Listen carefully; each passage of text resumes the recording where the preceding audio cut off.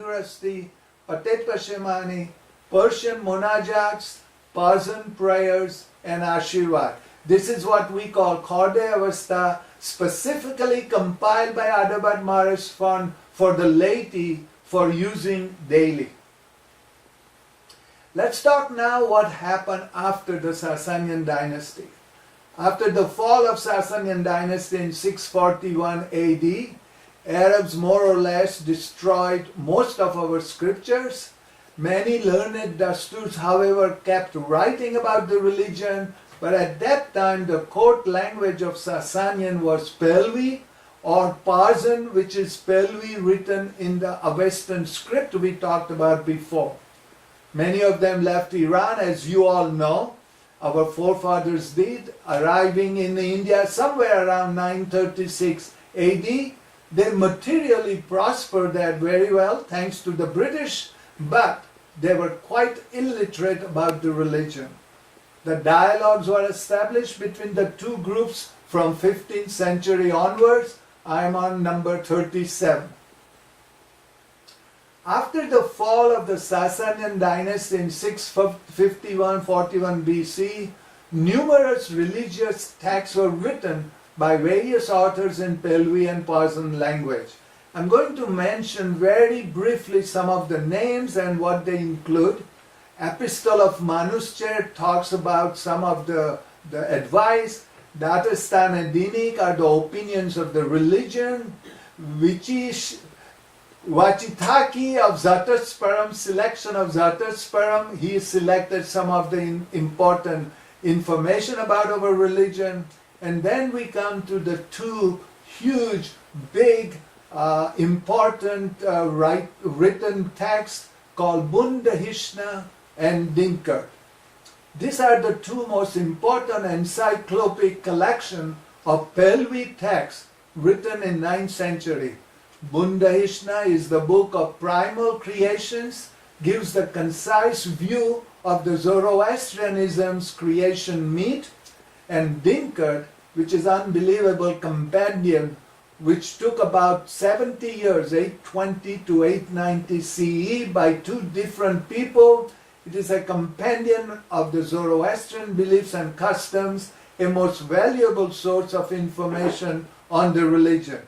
By the way, if you want to know the translations of most of these scriptures, please visit the beautiful and wonderful website by my friend Joe Peterson, www.avesta.org. We talk about this later on also.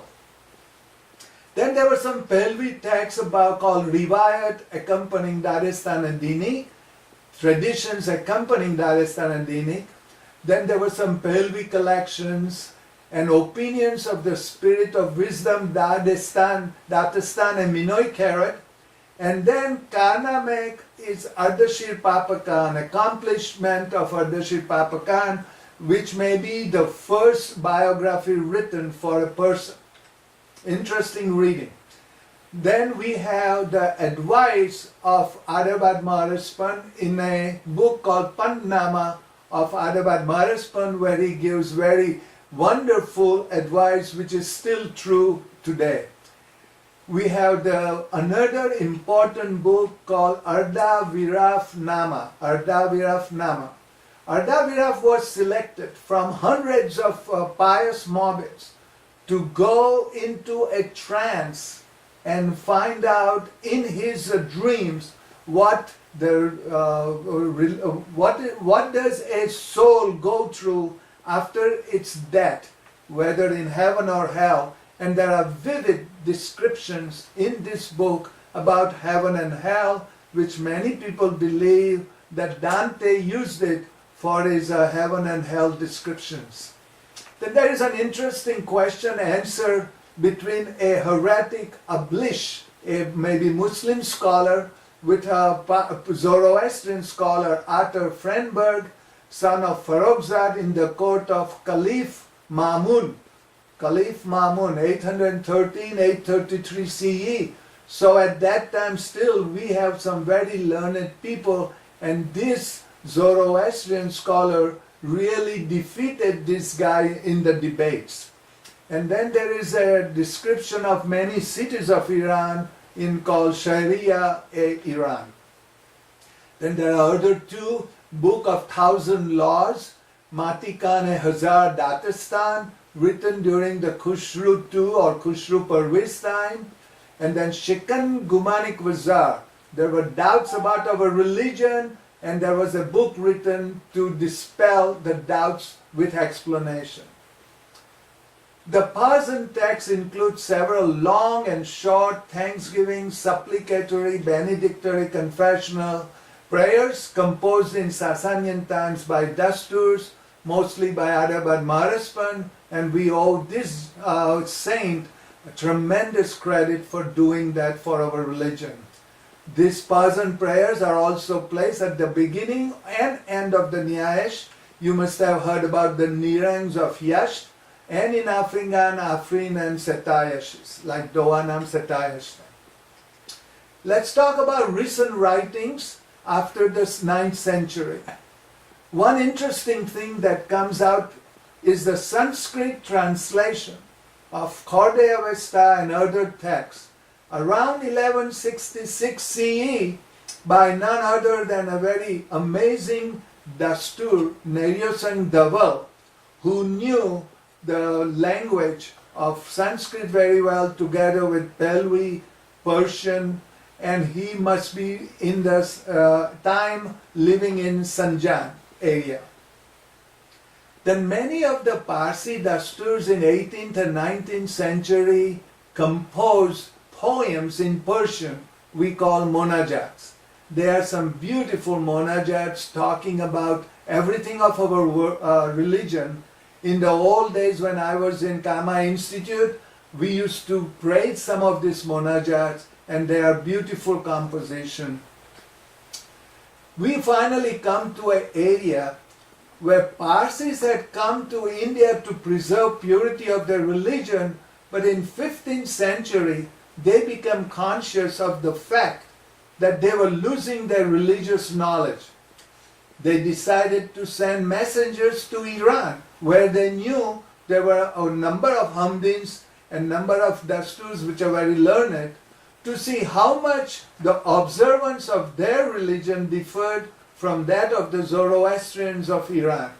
They also wanted to try and resolve some of the religious controversies brewing in India by getting advice from the Zoroastrian priest in Iran. And let me tell you, some of these controversies were bloody. Many people were killed because of these controversies. One of them is the famous Shenshai versus Kadmi religious calendar. Over a period of almost 300 years, from 478 to 73, 26 messengers took questions to Iran and brought back answers from Zoroastrian priests in Iran. This discourse between 26 messengers from India and Zoroastrian priests in Iran are known as Rivayats. Rivayat is a Persian word, means ravar, lawful, roughed to go, meaning that which is current. Additionally, manuscripts of Avesta and Pelvi texts, as well as information about the state of the two communities, were exchanged. Many of the Rivayat questions originated in Navsari, because Navsari during this time was really the hill of the religion, as it was called, and this is where most of our religion people were concentrated, and Iran Shah was also in Navsari at that time, and were answered by Iranian priests of Kerman, Isfahan, Sharifabad, Turkabad and Yezd. Those are the main centers of Zoroastrian knowledge at that time. Nariman Hoshang is very famous. He was the first person sent from India and brought the first Rivayat in 1478 by traveling by foot or whatever means he could find, and the travel expenses of him were paid by none other than that amazing person Changa Asha, a famous Bedouin leader of Navsari, who lived between 1450 and 1512. He was instrumental in bringing Iran Shah to Navsari from Vasta, and because of that he's honored into our daily African prayer by his name. Then these compiled riwayats are classified by subjects, by collections, and by individual name of the person who brought it. So Nariman Hosheng's riwayat is called Nariman Hosheng's riwayat. The last four riwayats are riwayat of Jamasasa, 1721, riwayat addressed to Mohammed Kaus and Dastu Sohrab of Surat, 1743, addressed to Manikji Seth, 1747, and the famous Ithoter riwayat. Ithoter in Gujarati is 78. So Ithoter riwayats is a series of 78 questions sent by the Kadmis of Surat to the Zoroastrians of Yazd and Kerman. In summary, these riwayats are not our scriptures, but these riwayats give us a very good insight about the prevailing opinions of learned Iranian dasturs about all sorts of questions raised by Parsis in India. For instance, one of the questions was, if a Juddin wants to become a Zoroastrian, can it be done? Of course, the answer was yes.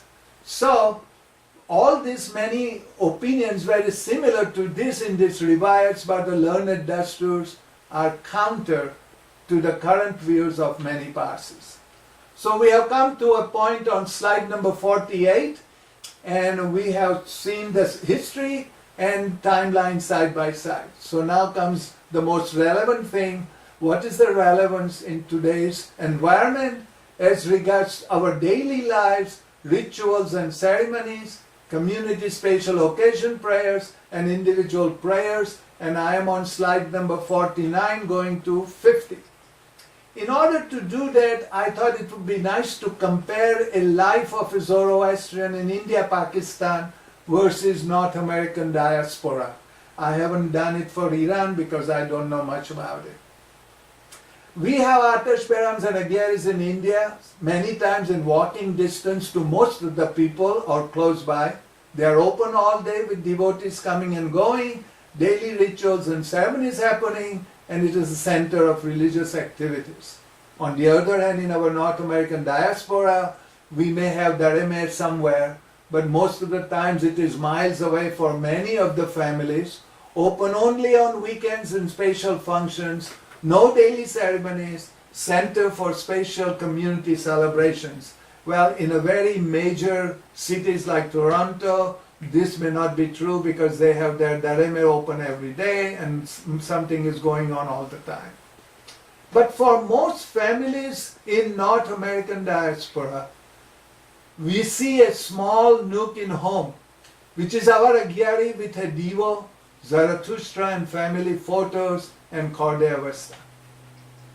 In India, in mostly Atasbam Agyari, there are frequently Yazashnes performed almost daily in Atash Berams, and then Baj frequently performed, Afghan Faroksi almost daily, Satum almost daily, Jashans very frequently, Vandidat very infrequently these days, but they are still performed, whispered only at the Gambar time and during the Navar ceremony.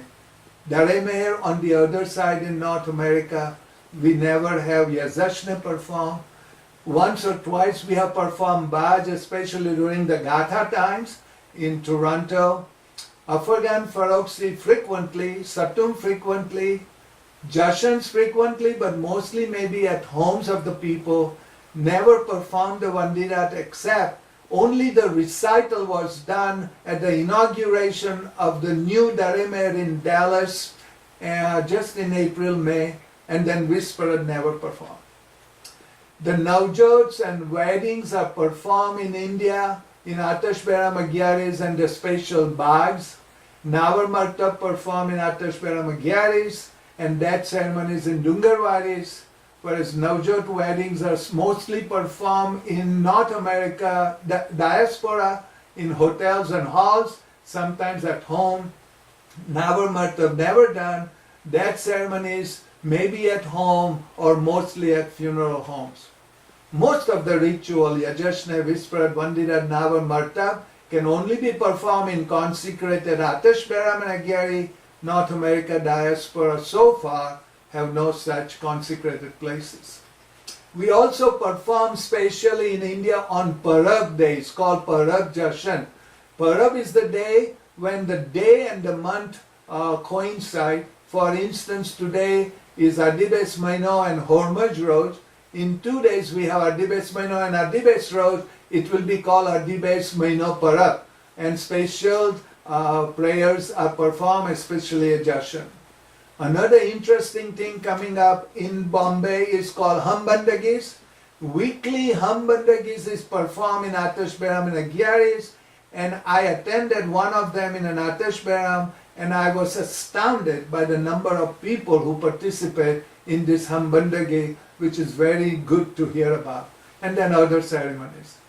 In our North American Darime, Parab Jashans are performed at many big cities. Hambandagis are always there when special occasions are there, and some other ceremonies.